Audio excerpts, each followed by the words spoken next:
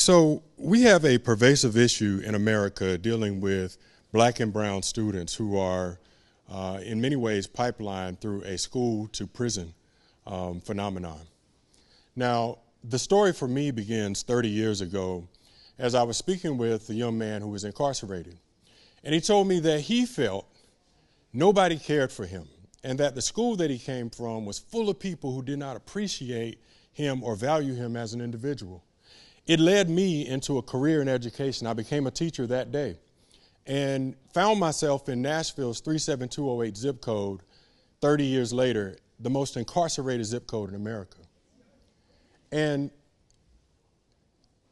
upon doing that, it felt like there was some real opportunity for me to do some work. I got to work researching the idea and the concept, but if you could just for a moment think about what I was feeling and about the exponential effect of a school-to-prison pipeline on whole communities, what that does for the economy, what that does for the children of incarcerated parents, et cetera. Now, in doing the research, I came across some statistics. 23% of students involved who are disciplined ultimately find themselves involved in juvenile justice or incarcerated in prison. There seems to be a connection between exclusion. There's a connection between disproportionate discipline. There's also a connection between the level of black school leadership that exists in schools.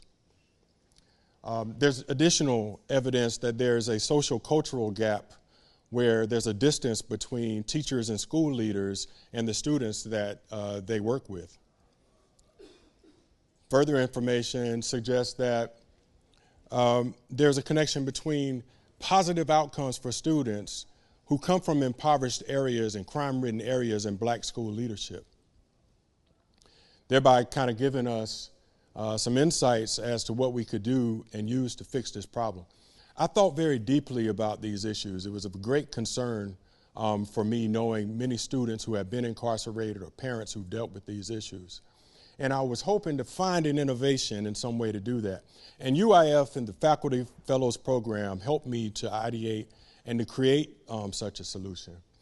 And we call it the School to Principal Pipeline, which is a mechanism for taking students from impoverished communities in high school and tracking them and putting them on a trajectory towards a principalship.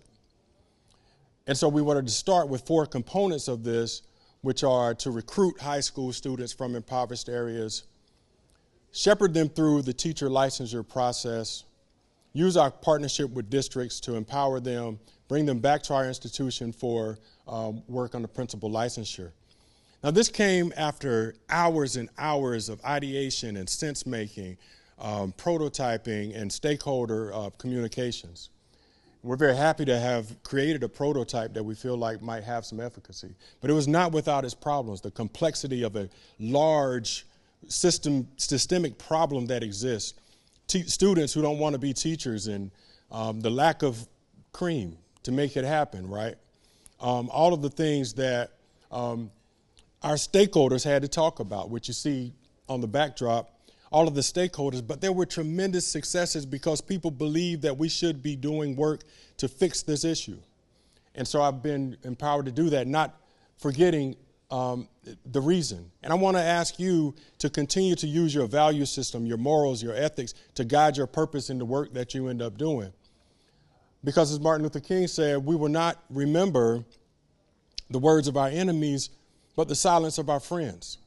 And so I want to empower you all through this discussion to continue to solve big, gigantic problems and ask you the critical question. What gigantic social justice problem is next to succumb to the power of design thinking? Thank you very much. Appreciate it, man.